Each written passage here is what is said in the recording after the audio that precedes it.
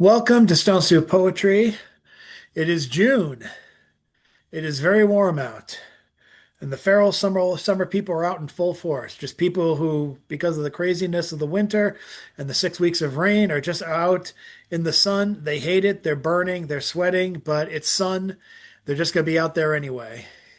Things will be under control soon. In about 3 or 4 weeks, they'll be able to say summer has officially started. And then they'll all go to the beach, taking sick days off from work and coming back with sunburns. But until then, it's good that we stay here in our little hiding places, showing off our books, reading our poems, showing ourselves off. And more importantly, before we do any of that, we're going to be starting with our feature tonight. Welcome everyone, Lee Varon. Lee Varon is a very important fixture in the later years of not just the later years of Stone Soup at the Out of the Blue Art Gallery, but also in at least two different locations at the Brew on the Grid in Cambridge, RIP, and the church in down by Park Street. We have Leah's actually featured with multiple people, and this is actually the first time she's actually featured by herself. She featured with David Agee, she featured with Julia Carlson, and this is her first feature with us in 7 years. But who is Lee Varon? If you don't know, and if you don't know, that's a shame. Lee Varon is a social worker and writer. Her latest poetry collection, The Last Bed, was published in 2024. She is the author of two children's books, My Brother Is Not a Monster, a story of addiction and recovery, and a kid's book about overdose. You can get the idea of not just Lee's topics with those titles, but just also Lee's profession and Lee's personal journey through others. You can get a lot of that in the books and the poetry. Hopefully, she'll read a couple of favorites from affairs run in the family. I think that was her first or second poetry collection.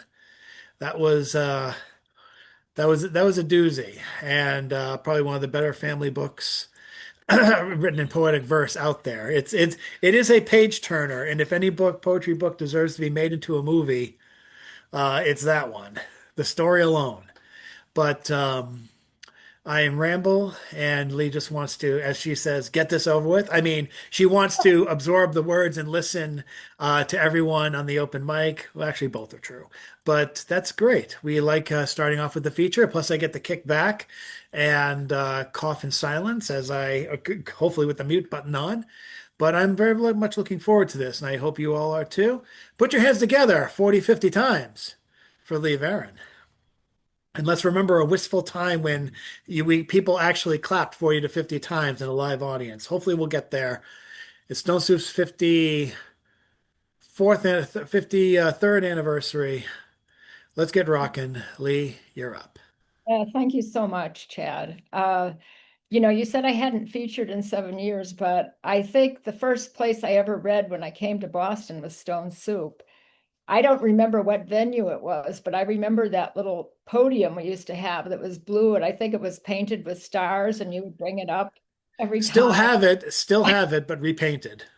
I miss those in-person meetings, but yeah, it's been many years. And unfortunately, I have a meditation group that meets on Wednesdays, so I really don't get here that often, but I was really grateful that you asked me to feature. And I do have a new book, which is called uh, The Last Bed.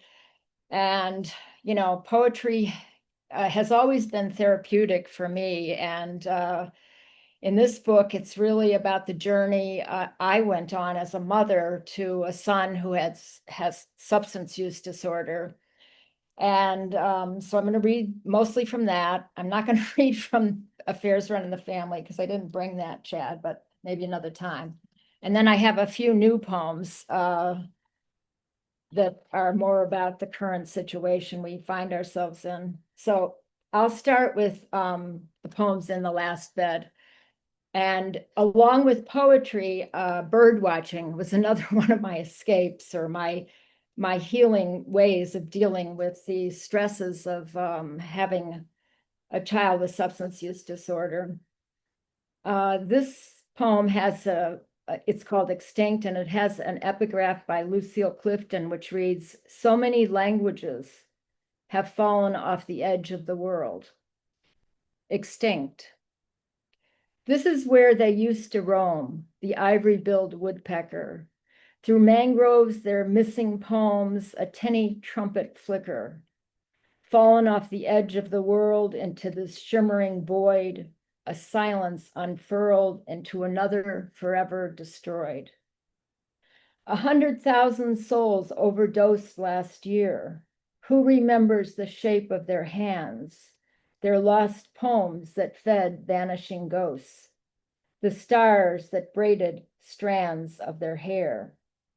In 1935, someone recorded the ivory-billed bird. And what of these others? Unheard.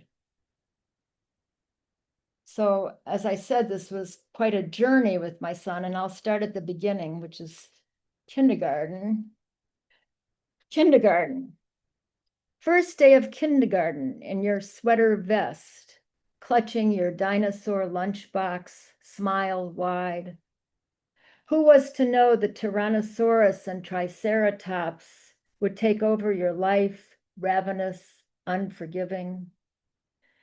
And me clutching my camera, trembling at the world you are about to enter.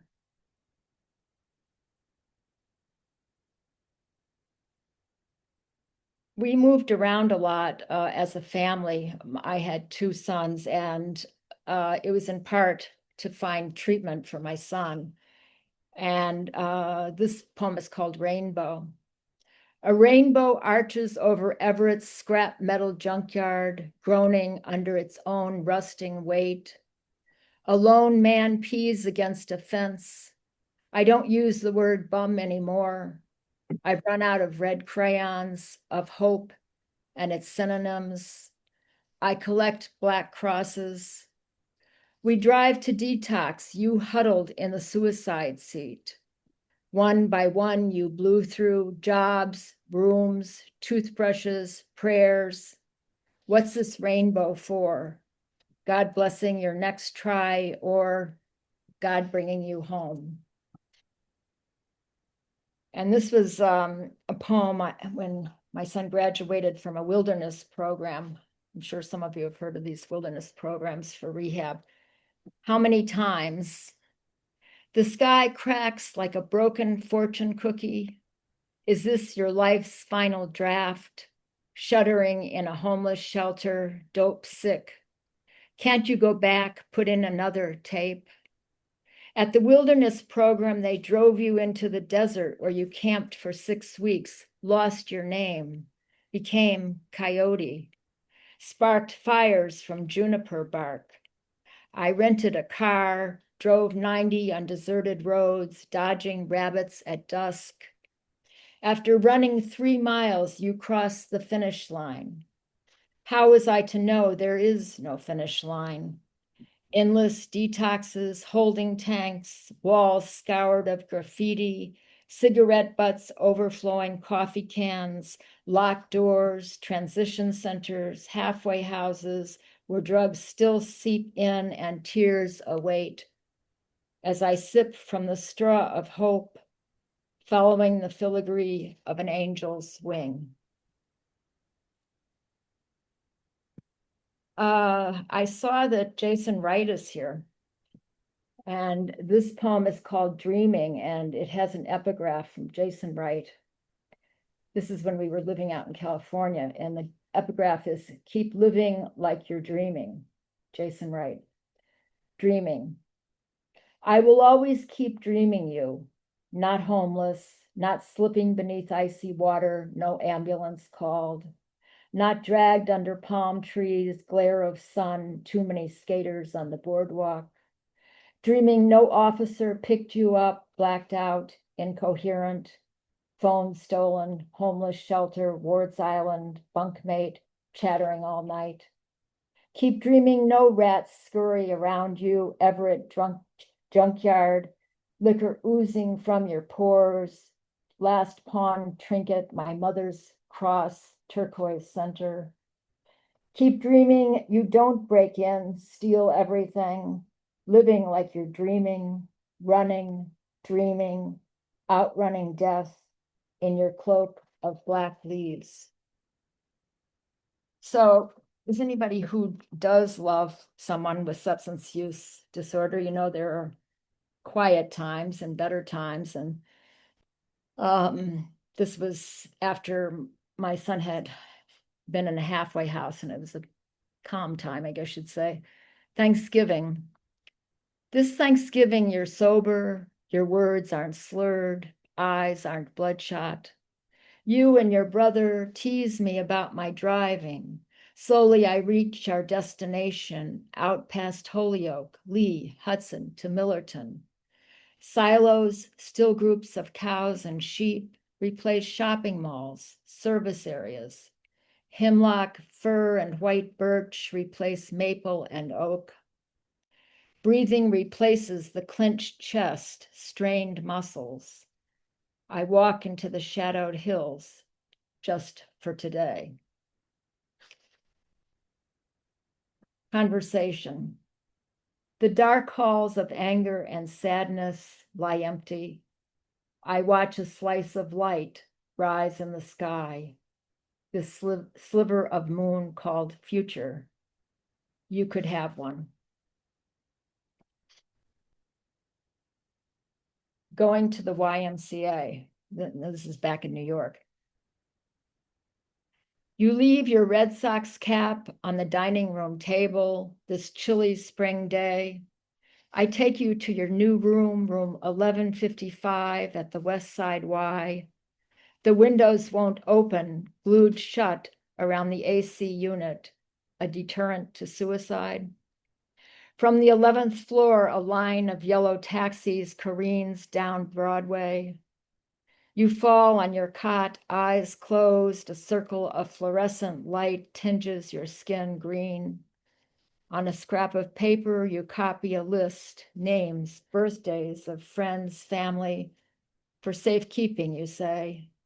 I'm glad you can't see my face as I walk away.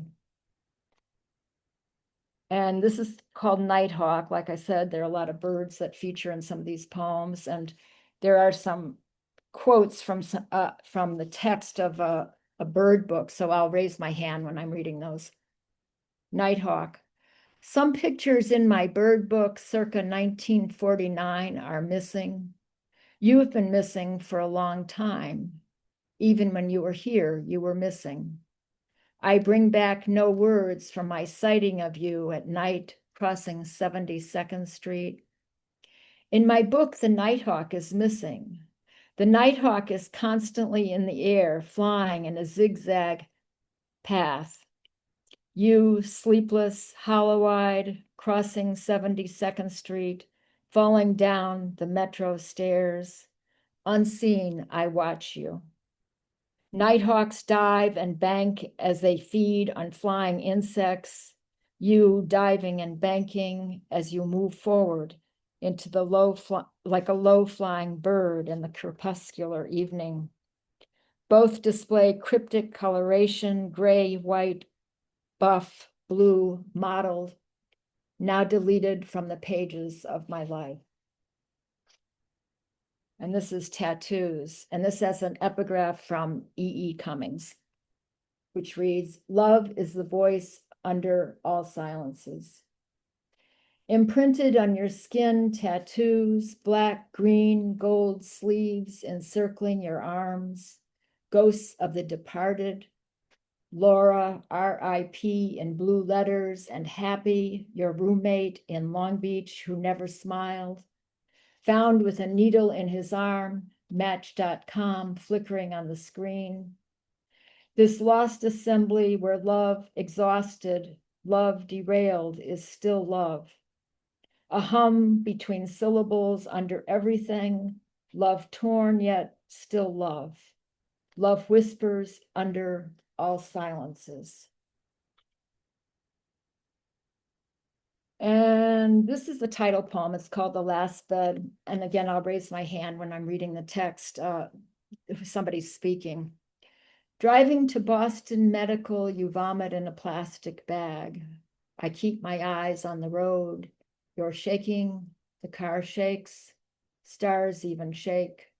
No, this isn't the first time you've blinked back from death. After 10, I stopped counting. The intake worker calls around, no beds, no beds, maybe one bed in Worcester. You know there's an epidemic, he sighs. Past midnight, a young man stumbles in, despair smoldering in the creases of his jacket. Any beds? I want to bury this man beneath the unplowed snow. Doesn't he know the last bed is yours? How many times has his mother buried him? Outside, stars swirl faster. I want that bed. That bed is ours. I scream. Don't scream. The worker coughs, tells the man, you'll need to go to a shelter. Come back tomorrow. I know his tomorrow may never come, but through blood and splinters, I grip the edge of the last bed. This is called Moments.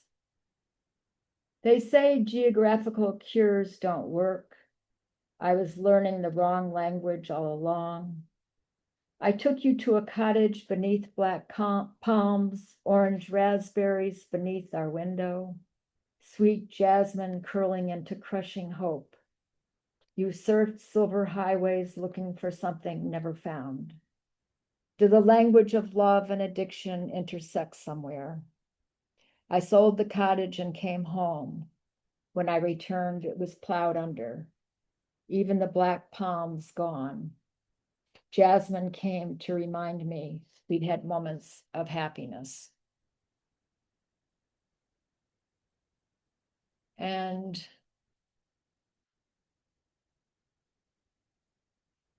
so my son did get into recovery that lasted for a long, it's still lasting, which is a good thing. And this is called 18 months recovery. No, I'm not going to read them. I'm sorry. This is called At the Garden on Your 8th Anniversary of Recovery. You wait for me as I greet our oak, our Carolina wren high in the branches. At the garden, wild strawberries redden beneath a tangle of green.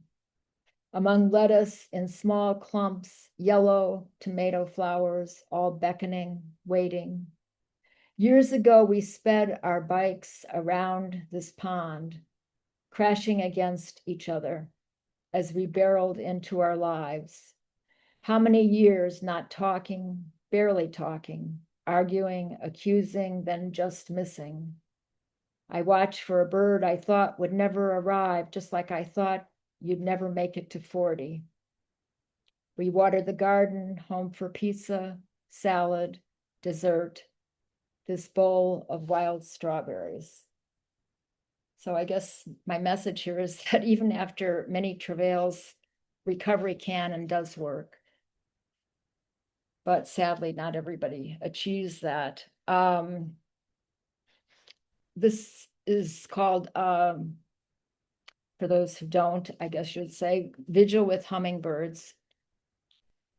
At night, their photos are projected on buildings. We hold our lit cell phones to the black sky and pray. Someone loved each, washed their dead bodies and dreams. They want you to remember their names, their faces, before the addiction set in. To know they'll return like hummingbirds, fly through the missing pages of our lives. So that's all I'm going to read from the book. There's two other poems. What's my time like, Chad? You got time. Okay. I'd like to read two other poems that are, I love Chad's book, Can't Republic, and I'm really freaked out by a lot that's going on right now. So I wasn't writing for a while, and then I started writing. And New Millennium Press, I think it's out of Tennessee. Somebody mentioned Tennessee, the better part of Tennessee. Anyhow, they have a press in Tennessee, and they had a call out for writing a poem, imagining what it would be like 1 year after the 2024 presidential election. And I didn't win the prize. I did get an honorable mention, but didn't win the prize. But this is what I wrote. Dear poetry, dear crumbling heart, Imagining America 1 year after the 2024 election. The crumbling will continue, chunks like icebergs calving into obsidian seas. You can barely feel your fingers as you warm them over small fires. There has been a year of darkness. There will be more. Some will resort to prayer, Hail Mary, praise Allah, in the name of, and so on. Dead angels will wash up on shore. No longer able to communicate in customary ways, we will embroider by hand these messages few can decipher. Things will be erased, cut off, cut out. Barking at night will grow closer. Cups of Ambien will not drown it out. You will have to extemporize going forward.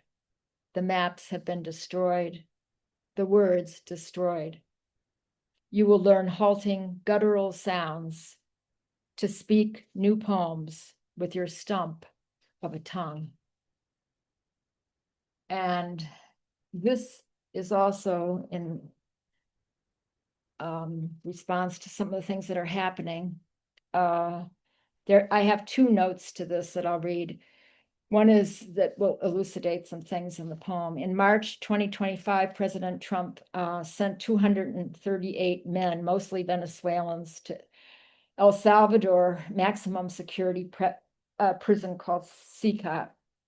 And also another reference is to during the military dictatorship in Argentina, 1976 to 83, mothers of disappeared children marched waving white scarves. This is called Nightmare for My Son, Jose. I try to sleep, others sleep with no sheets, no pillows, no mattresses. They are taking my son away in the night. Will I join the mothers with their worn shoes, waving white scarves? Surely I'm too old to be afraid. They shave your head, my son. Between two masked guards, you walk bent down, hunched over. Like the others, you have no face. 40,000 people, no sheets, no pillows, no mattress. A place, my son, with no sunlight, held in a cell. How many hours? 20, 21, 22, 23. When does fear break, crack into shards of nightmare? With your brown skin, your tattoos, they are taking you away in the night. I search for anti-anxiety meds, but the nightmare breaks through. No sheets, no pillow, no mattress. I will join the mothers in the street. Thank you so much, Chad and everybody.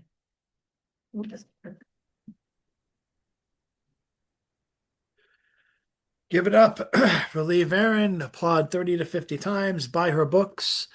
Lee, give a link of your give a link to your website. Or better yet, I think you're still on your phone, so I'll link your website. All right. My book should be available on my website, including my Affairs Running the Family one. Thank you so much, Chad. You are really, Tom Daly calls an ambassador for poetry. I mean, you have been just for years and years and years champion poetry in this Boston area. And I And really, now I feel old and old and old. well, I But do too. We all do. But I mean, it's great. You don't look old and old, but you've been doing it for a long time, and I really appreciate all that you do. And I wish I could come more often. So well, come when you can. And I'm trying to get your oh, here we go. it's www.Leas Varon. I think I used my middle initial. Oh, Leas. okay. I thought I had it bookmarked. Excuse me. Chad, thank you. Here we are. Boom. Venerable sage. You're older than me, Bill. Come on. I am If too. anything, you should be the medicine man going "Ah, ta, ta, ta," with the bone wand. That's not racially sensitive, but I've seen bone wands. They still make them and they're cool. I'd get one, but I don't. I already have too many poetry books to my partner's discomfort, and we're trying to live a minimalistic lifestyle Good luck. with books and comics. Quarter minimalist. What did you say? Hoarders. That's a good way to put it. We're minimalist hoarders. Yeah, most artists. Most of what I hoard is on terabyte flash drives now. But I sent the link for Lee Varon's books. Of course, our latest book, The Last Bed, is available. Was that self-published? No, no, no, wait, that was Oh, with the Finishing Line Press. Right, right. they've done some nice work, yeah. I think I have that lying around. Good Lord. I have But check out her other books and heard what it had, and I'll tell you, it's more relevant than ever, this book, for people who don't have it. It's very sad, but it's very true. You know, what's your next book going to be about? I think it's going to be called Dancing with Disabilities. Hmm. I have chronic illness and I have disabilities, so I think I'm going to tackle that next. We'll keep Always a doing. cheery topic, right, Chad? You always got to have a topic. Very uplifting. You need to have at least one zinger. But that was wonderful, and I appreciate Lee Varon staying for the open mic. It's been a while since a lot of you have seen her, and I thought Jason was here, but He made a comment because I read that epigraph. And yes, I he was. did, I did. He I wonder where disappeared. he went, but maybe he'll come back. But for now, I was going to start with him, but let's start with one of the Stone Soup stalwarts you remember from the Prospect Street days of the Out of the Blue. I do remember some of these people. Let's welcome up first Mr. Bill Lewis, coming from us from Idaho. Oh, Idaho now. Oh, okay. My goodness gracious. Oh, I'm so honored. Oh, that was so much fun. Thank you, Lee. Thank you. I didn't know you'd moved to Idaho. Yes, it is a very, very different world. I can imagine. Many of the, I miss many of the advantages and wonderful things about Cambridge, but there are a lot of things about Cambridge that I'm not that enthused about right now. So I'm happy to be here out in Nowheresville. Well, you have a beautiful backdrop there. That's my house, That's and gorgeous. it's not much of a house, but it's a house. Great. When I was studying Russian way back when, I was working with this older woman who had migrated to the United States some years before. And one of the things she brought me through was, some of the local poetry and stuff. And a particular poem that she was proud to present was called Aluminium Agortsi, Aluminum Cucumbers. And it was a wonderful poem set to music about how glorious the socialist system was, which would deliver these wonderful aluminum cucumbers to the needy people in Afghanistan, and how this particular song was like, oh, are we going to censor this? We should censor this. Well, it's too late to censor because it's already gotten out, and all of this kind of stuff. And yeah. So I was thinking about that and wrote, was inspired to non-violent Molotov cocktails are the only kind we throw. And we only burn the types of cars of people we don't know. We only hurl our bricks and stones at Republicans and cops, and feminists and white folks are targets. They are tops. And Jews, of course, are always bad. We must destroy them all. We'll march them off Mount Arafat and cheer them as they fall. And then I got really off topic and I was getting angry, and it didn't need to get angry. And I have enough anger in my system right now that I have to mellow out. I don't want to go there. They will deal with it themselves. And I want to move to different time in my life, and a story that I wrote while I was living in Tallinn, the capital of Estonia. I lived there for 3 months during a winter one time. Palun, Yuri whispered, holding out a spoonful of verse to the cat. Please, this is for you. The cat, a mangy old creature that had inhabited this crevice in the refuge for as long as Yuri could remember, stared at the boy suspiciously. Yuri held very still and repeated, Balloon. Never taking its eyes off Yuri, the cat crept forward, sniffed at the wurst as if it expected it to be poisoned, then snatched off the spoon and retreated to the safety of the crevice. The cat bit into the wurst several times before finally swallowing it. It never took its eyes off Yuri. Here is du, Yuri told the cat. Bon appetit. Yuri dug out another spoonful of wurst and held it out to the cat. Did the cat care that Yuri was half Russian? Maybe. In 2 years, the cat had never let Yuri touch it. It always grabbed the food from the spoon and pulled back. If Yuri raised his hand to reach out to the cat, it would arch its back and hiss, so Yuri never tried anymore. It's okay, cat, you're just like me. People are mean to us because we're small and ugly. The other boys hit me too. Look. Yuri pulled back the hood of his parka so the cat could see the small brown bruises where Carl and the other boys had hit him that morning. I know what it's like for you, so don't worry. I'm your friend. We can be friends from 2 meters away. Yuri dug out some more Wurst. The little hidden alcove in the courtyard off Rutlite, Knight Street, had been Yuri's refuge for school after school for 2 years now. His mother gave piano lessons in their tiny apartment on one side of town, and Yuri wasn't allowed to come home until the last student was done. Yuri's father wanted him to go to the ice hockey practice at Linnea Hall, but Yuri hated it.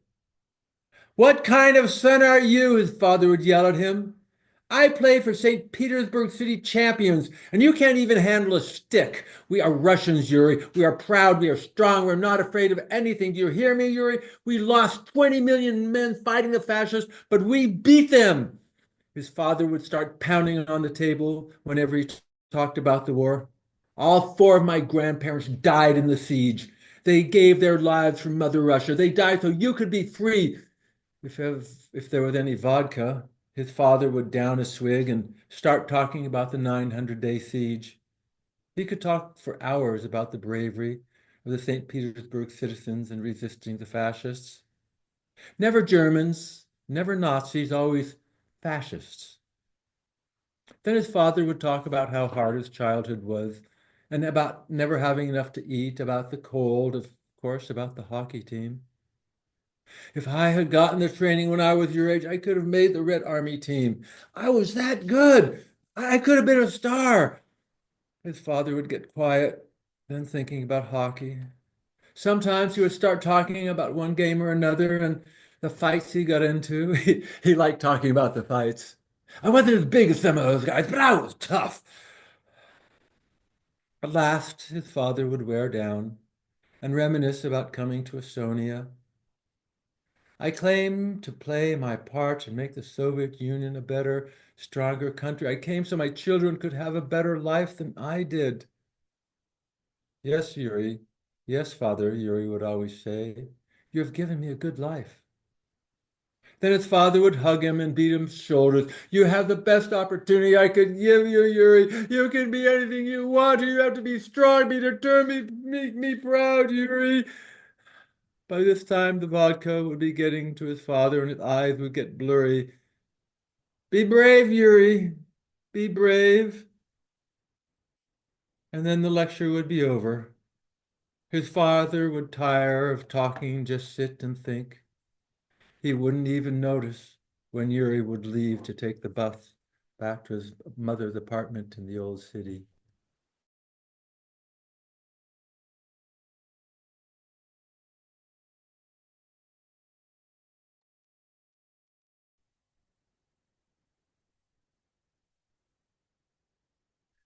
Thank you very much, Bill. Thanks for starting us off. I'd like to take it now to Mr. Richard Spizak. Thank you, sir. Thank you. I can't offer anything quite as impressive as your tour of Mother Russia and her children, but I'll offer you this. This is a little piece that I call Improper Ideology. Improper ideology requires no apology. Say it once again for me. Revising history for the moneyed class has all the value of a digestive gas.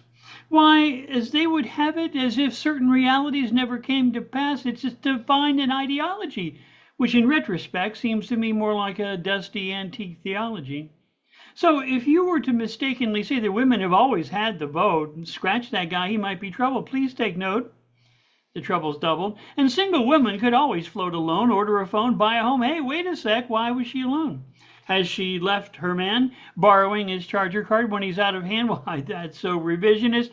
I heard some important white man say, no, no, not this. No women were executives. What were you thinking? None of them were ever pilots up in the clouds, so boyishly stinking. Slavery was just full employment, a government plan. Even the smallest toddler could enjoy it as long as he could, well, swaying and wavering stand. And when they sold your ma and pa, waiting, debating, you might find yourself left some standing in a lonely saloon or bar, till some other generous man picked up your tab with, they're such a musical people with a gift of gab. Science was always and only advanced by men. You heard it right. Let's say it together once again. Such men would never take advantage of their female lab partners, friends. These men would never claim unearned scientific achievement. They'd sooner suffer their own embarrassing and deeply shamed bereavement. And schools for blacks were never fully funded. Anyone saying that has committed a serious political blunder. And even to suggest such polluted places seems somehow accidentally to be located near the darker races. This is only said to simply malign the ruling class. And frankly, by now, if you don't know it, you can kiss my pass card. On guard, this too shall pass. And those burdened, those protecting watersheds, is never needed. These claims exceeded by the troubling aboriginals, and it's never been true. We lock their children up in steeples to think we've been so imperfect is truly creeple. Let me cheer you with a soulful glance right here in my hypnotic electronic glass eye, wouldn't I? Improper ideology. No, no, never, regardless of how clever or misleading, requires an apology. Honoring great men and women of science who coincidentally are rich in darker skin seems far a vaster a sin. I guess, should you never cause a mortal member of the consuming class the least distress, but ruling class men such as these, nearly often consumed by greed, seem somehow only to elevate those with pale pink, albeit pigeon toes. Well, I guess that's just how it goes.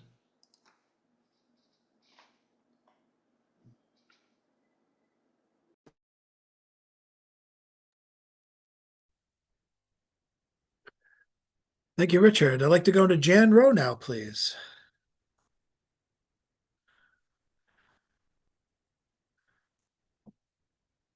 Still muted. There you go. Okay. All right.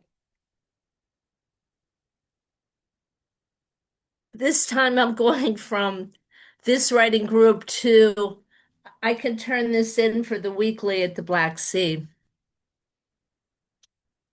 Do you remember the song Let Me In, Will You? Let Me In was one suggested writing topic at the Black Seed Writers Tuesday morning, Cathedral St. Paul, Park Street by Brewer Fountain. A lyric from the 1960s. Musical memory is very strong. I was almost 11 years old, sixth grade, so over half a century ago, Sunday afternoons, roller rink skating upstairs. I remember teens walking the stairs in roller rink skates. This was in Brownsville, 35 miles south of Pittsburgh on the north flowing Monongahela, going to meet the Allegheny and become the Ohio at Pittsburgh. So we would be roller skating in an oval on the second floor. Some skaters managed to click their heels to accompany Wii U Afterwards, we would walk one of our friends home late afternoon across the Intercounty Bridge, Fayette and Green, over that Monongahela River.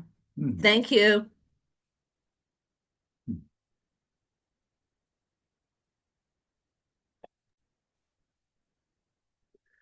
And now let's bring us over to Nike Truth when she's done clapping. Good evening, everyone. I have a little flash fiction piece called Apples.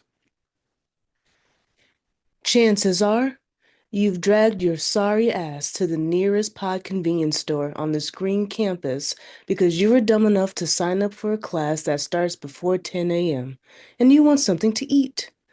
With eyes half open and bacteria still on your tongue, you're going to use your last meal for the week. I bet your last meal is a juice or milk, a cold sandwich or Pop-Tart, and a wrapped apple. Because you're weird if you get the already brown bananas or the huge and flavorless oranges. If you have ever looked at those delicately wrapped apples and thought, oh, this is nicely wrapped, I will first say, yes, I know. Thank you, and you're very welcome. And if you have never thought that, then I know you've never worked in customer service, and I hate you. Travel through the employee-only door that separates the seeming harmony of the convenience store, and that's where you'll find me. I'm talking highly, but I'm just a grunt at my job. One of the many worker bees that are constantly bumping and buzzing through one another to keep the hive afloat and to satisfy our queens, the supervisors. We are constantly cooking and cleaning, making wingdings and sandwiches, and every Tuesday there's someone opening that organ-shaped bag of taco meat for the dinner rush. It looks questionable, but smells amazing. My task this shift is a job I hated at first, but now actually like. That job is wrapping apples. I think it was tedious because it demanded fully being in the moment. To wrap apples meant being present and giving effort. Stay with me, and I'll show you what I mean. In the drinks cooler, the produce is kept in big boxes that form a column against the wall. The apples are usually kept at a low level for easy access. It's in a 40-pound white box and 10 pounds too heavy for my little arms. I'm doing my best to fight gravity and skip to a clean spot on the long metal counter in the heart of the kitchen. With a metal colander set in the large sink, I'm ready to begin. Shimmy the white cover off the box, and there they are, the beauties of the hour. Red, delicious apples. They still got the chilled glisten to them when the light hits their curvature. I throw them in the colander, and they always make a nice thud sound. I grab medium gloves, because the small gloves feel like my hands are trapped in condoms. I turn on the cold water and let it run over them. Sometimes I'll rub my hand over them as the water's running because I like that thin barrier protects me from really experiencing the water, which reminds me of something else. Now we're already wrist deep, and you probably want to know what makes wrapping apples such an art. And I'll tell you if you're patient. There's definitely a strategy. The two main components are to not use a lot of saran wrap and always wrap starting from the corner. Give the apple a quick shake of excess water and use your other hand to pull out some wrap. Now placing the apple at either corner, you should cut the desired length of wrap that you want to use. I see many coworkers fuck this up. How much saran wrap you use is very important and you do not want to overdo it. We're not wrapping Christmas presents. Customers should know that they're getting an apple and not a wad of plastic. Have some common sense. Place the apple in the corner of the wrap, stick the corner to the apple, and roll it towards the rest. You should have covered a good portion. Then from there, you're going to carefully wrap the rest around the exposed parts of the apple, slowly.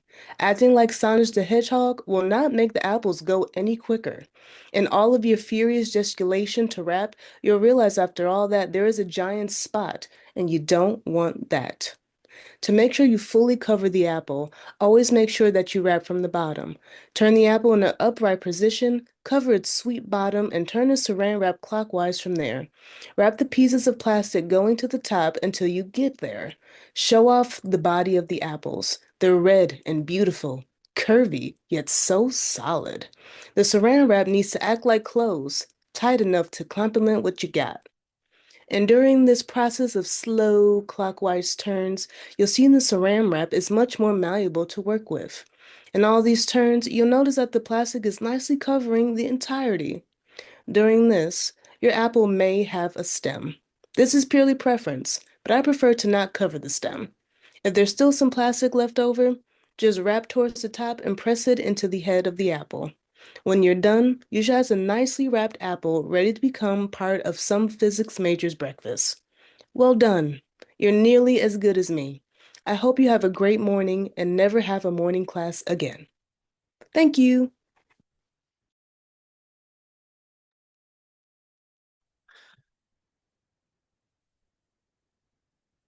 As a person who used to go to school, I must protest and say I don't think everyone ever chose their 8:30 classes. It was either that or Victorian sculpture imitation, or whatever the hell, or advanced chemistry 303. Ugh, Some when of us I enjoyed what we were studying. We were eager to get up there, get into class earlier before all those other stupid people bothered us. So we uh, some of them asked for more homework when the teacher only gave them 10 pages to read. Bill. Up next, let's welcome up Edward S. Galt, the Magister Meister himself. Thank you. I hope I haven't read this one here before. I don't think I have. I just recently published this in Southern California Waters, published by Don Kingfisher Campbell. It's called Raft. I tried to tell you we had a raft.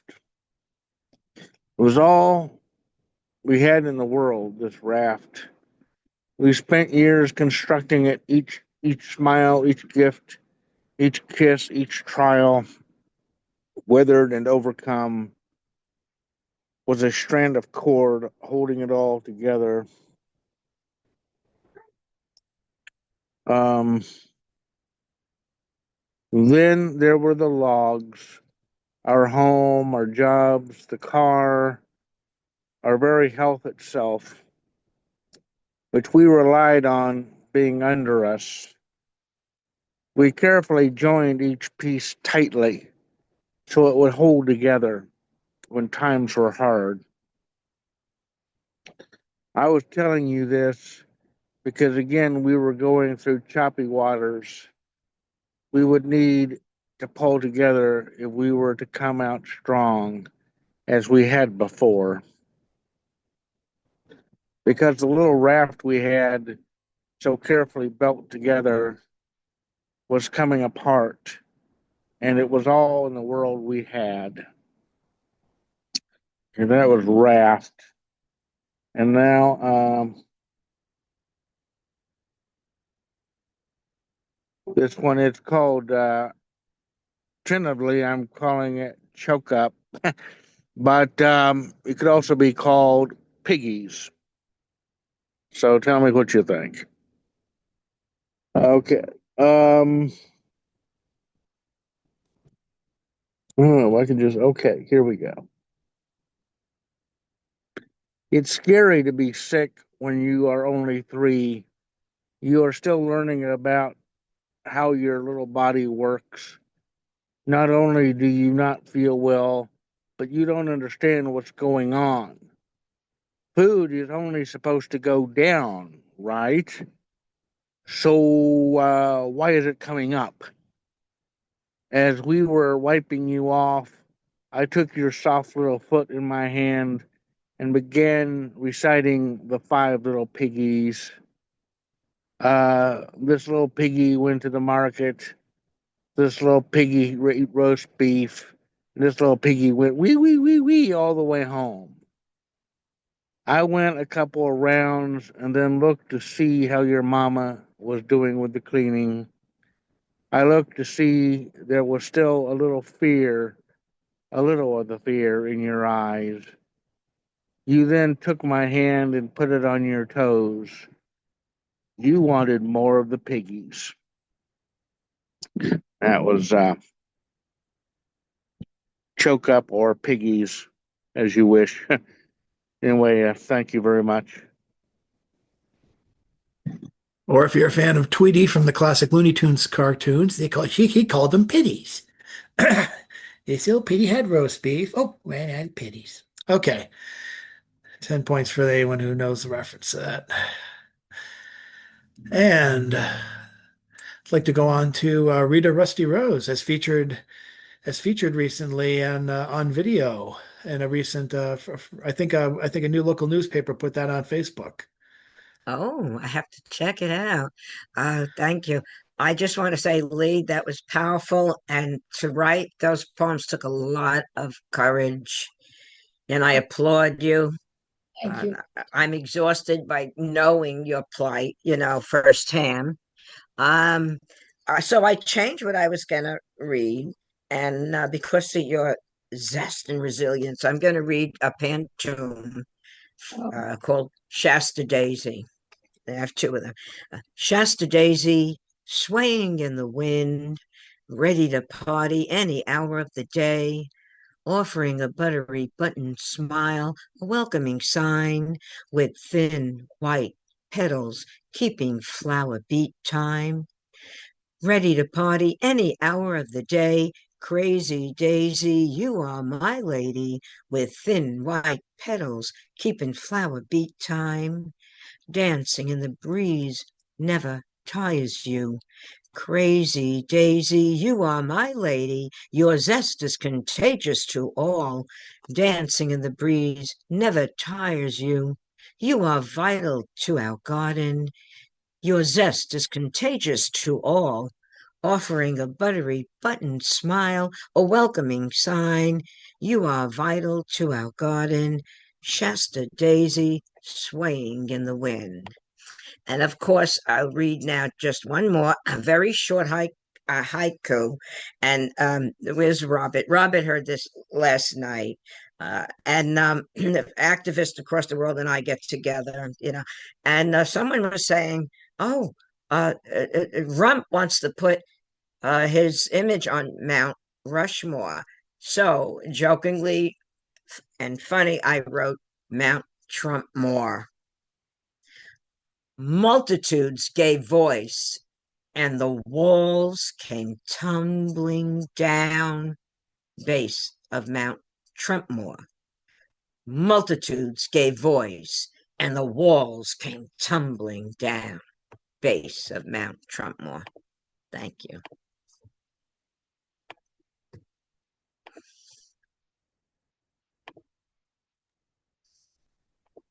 Thank you, Rita. Heard that one before. I think I read it, but Mhm. you've been to other poetry readings besides this one? Kidding, kidding. I'm not getting all misery on you. Let's not go on Kathy Bates. Let's go now to let me see. I want to tag all the bingo boxes. Visual poet from Delaware. Yes, this is the last one before the free space. And we get bingo. Let's welcome up Mr. Robert Fleming after I give him permission to share screen. Thank you for your lead tonight, Lee. I also wanted to share that I'm an adult child of an alcoholic and drug family. I am the brother of an alcoholic and the child of a drug addict. And it's been a very difficult journey. So I'm going to share the two awards that I shared. I said I had one earlier tonight for a promotion for events for Stone Soup. I am a resident of Delaware. In most of the states in the United States, there is a state press association. There's also a federal one, and the state gives awards, and the winners go on to the federal. So this was a graphic for one of Oddball and Stone Soup's events called Horrorthon, and here it is. So did anybody in the Zoom submit for Horrorthon this year? Well, by this year you might mean last October. Yeah, last October. I don't know if anyone did from this group. Okay. And then the John other Wesick did, award, but he's not the here. other award was for the Christmas uh theme of Christmas Wars. And this was my promotional banner for the event. And I chose to feature a woman in the military as opposed to a man because there are fewer women. And I also chose to select a less violent role in the military, which is the scout, the person who goes ahead to find out what's going on, reports back. And then I'm going to share the what I shared the last night, which Rusty Rose liked. This is my rainbow pixel art bird that I created with vector art. I hand drew it with the computer, and I'm going to share my most current submission to the magazine called Blood and Honey, and they're seeking themes of chaos, surreal, and challenge the way the reader sees the world. So I have done very few digital artworks about buildings, but I recently did one and I chose to submit that one. This was the Wyndham Hotel in Virginia Beach, Virginia, a photograph I took in 2016. And this is the first image which I created. The biggest edit is called Sliced, where I ended up slicing up the hotel. And here I added even more distortion um, by adding to the slice another feature called Smeared.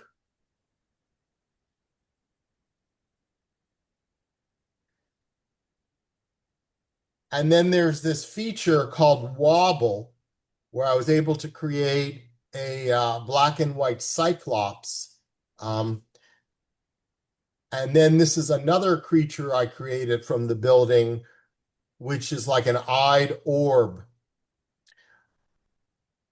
So the left side is the original image, and the right side was my favorite.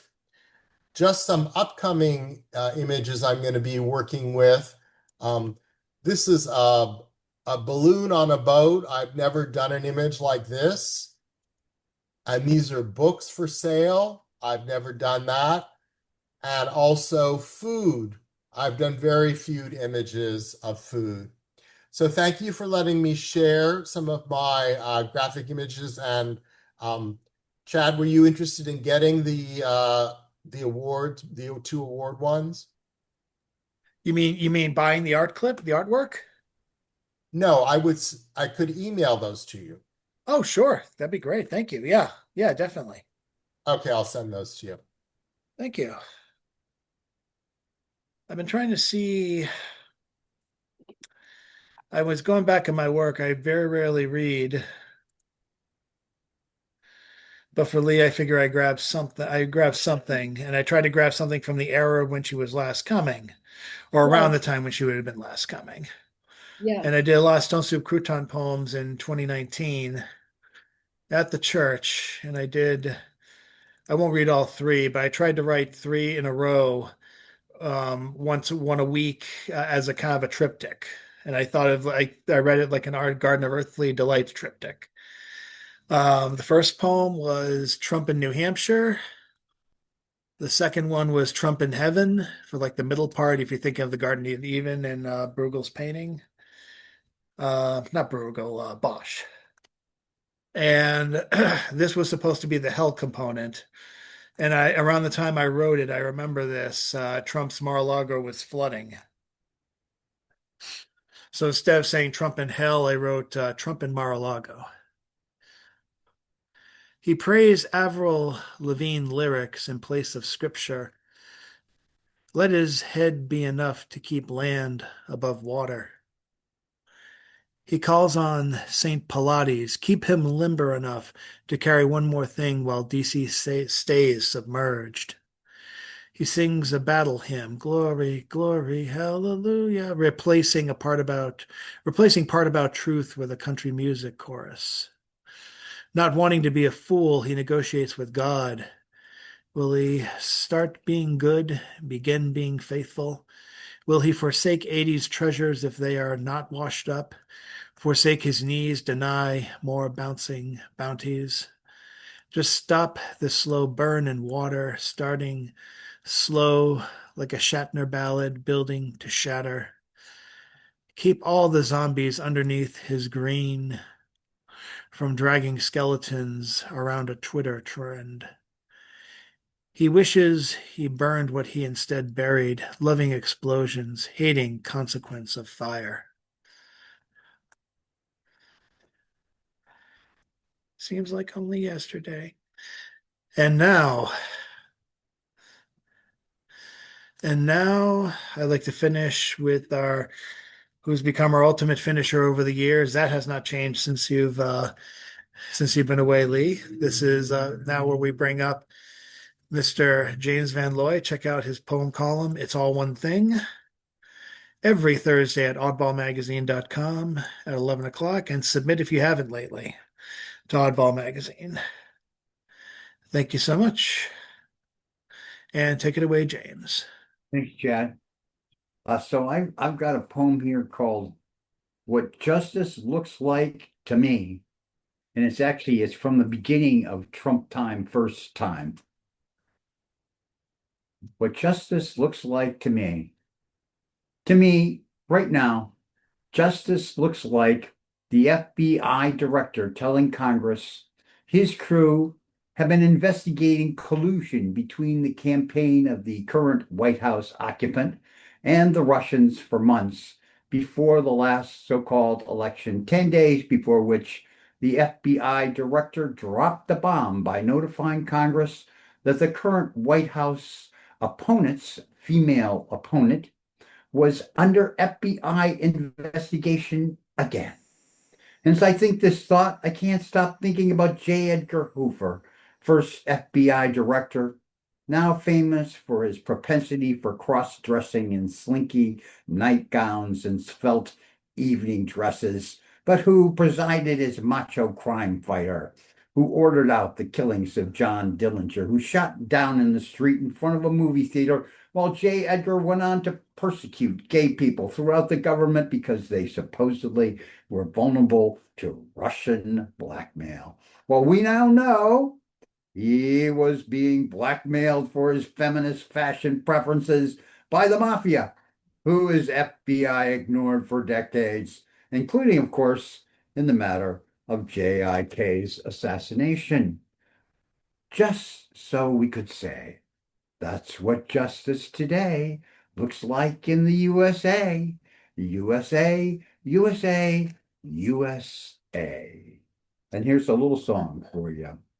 Far between the shadows finish and midnight's broken toll, we ducked inside the doorway, thunder went crashing as majestic bolts of bells struck shadows in the sounds, seeming to be the chimes of freedom flashing, flashing for the warriors whose strength is not to fight, flashing for the refugees on the unarmed road of flight, and for each and every underdog soldier in the night.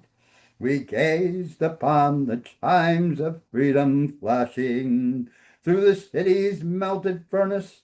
Unexpectedly we watched, with faces hidden in the walls were tightening, as the echo of the wedding bells before the blowing rain dissolved into the bells of the lightning, tolling for the rebel, tolling for the rake, tolling for the luckless, the abandoned and forsake, tolling for the outcast, burning constantly at stake.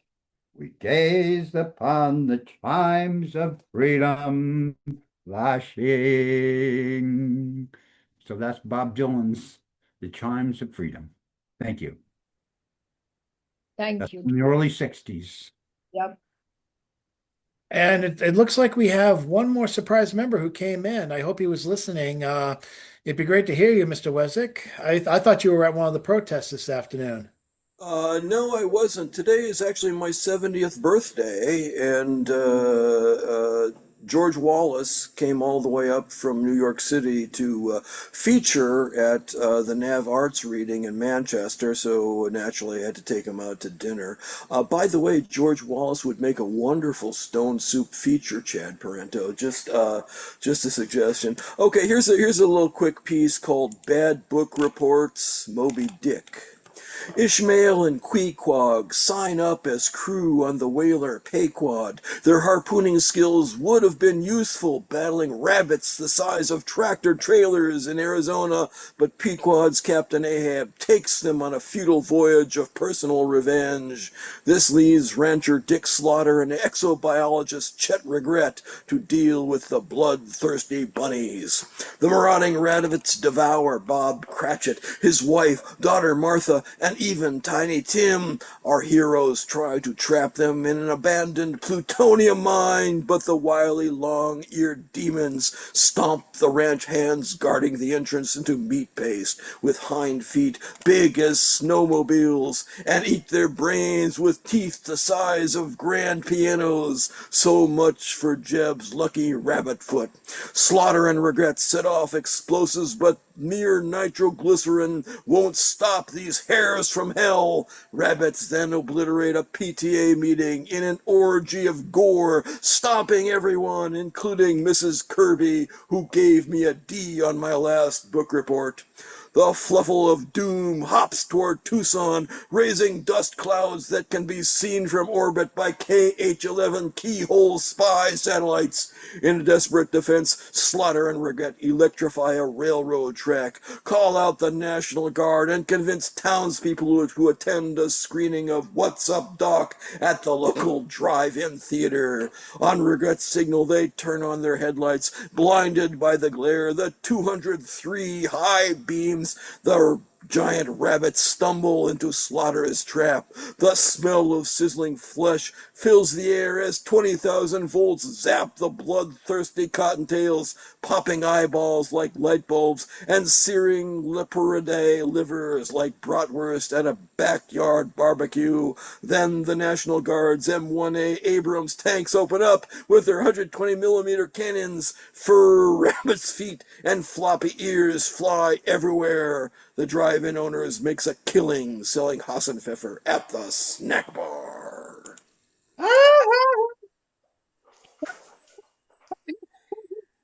And by the way, that is a parody of a movie about giant rabbits called Night of the Lepus. If you haven't seen it, you haven't lived.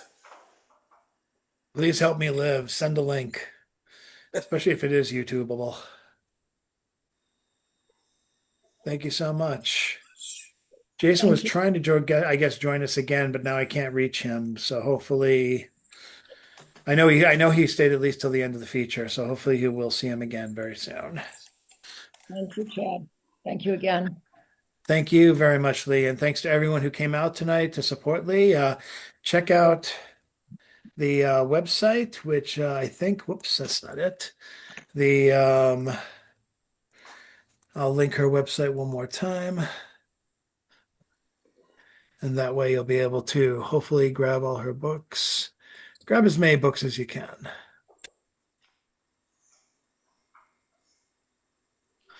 Give me 1 You have second. you have a new book coming out, Chad, or is this the latest, the one I have? Can't Republic is the latest. I have other ones called All's Well Isn't You, which is on Amazon. And I have a collection of the Crouton poems, basically from 2013 to 2014. That's called the Collapsed Bookshelf, which Ed Galt did a great cover for. So I'm appreciative of that, and hopefully I'll get a second collection soon. At the rate I'm going, they'll probably never be collected in my lifetime, but we'll see what happens. It's And that's not even just me writing them. I mean, I've written plenty. It's just getting them edited and down. Like the last book, that book took me 4 years to work on of editing back and forth with Minion. I blame myself. But more importantly, pick up Lee's books. I have. Did I put her? Oh, I'm still. I don't know why I have that. Why I keep on getting this wrong. Oh, here we go. I think Let I me have just get this on and put in the chat one more time for realsies this time. Oh, thanks to the IMDb link. It's nice to see And boom. some of the old timers from Stone Soup. Trying to get reconnected with some of them. Carol Weston's been in Maine for a long time, and she's in a home now, but I apparently think, doing very well and living her best life. yes, I think she's better separated from her husband or something. Yeah, we try to keep that off on the DL, but he may Sorry. be he might be listening. It's He okay. tried to. It's only streaming to Facebook and being recorded on YouTube. No worries. Nobody watches that. Sorry. Well, thank you guys all. Thank all of you for coming. We have some fantastic features coming up for the next couple of weeks. We actually have I always forget his name if I try to say it out loud without reading it. So I'm just going to get his name in front of me. Plus, he says it like marvelous. But his full name is Marvin Lewis Dorsey, and I got to know him through Don Kingfisher's readings and groups and gatherings, and not to mention the audience he brings with him when he or brought with him when he was featuring either himself or a friend. Um, and Marvin, I was fascinated with. I remember seeing him like 2 or 3 years ago. I'm finally glad I got him for the week. It's actually on the eve of Juneteenth, which seems appropriate. And coming next week, well, stay tuned and watch for Stone Soup updates tomorrow because I'll be announcing the feature once I get their information up, and that's going to be on June 25th. And we already have names slated for the month of July. I haven't picked who's going to be kicking off, or even if we should be kicking off on July 3rd, we might, on the July weekend. I don't know yet, but it's probably easier that we're all doing it remotely. But hopefully, I'll be able to announce the July feature that kicks us off for the month. And I already have two names that I need to get down and hammered. So you'll be seeing more. I'm keeping ahead more this summer. So you'll be getting much more. You'll be seeing many more features this summer and for the rest of the year.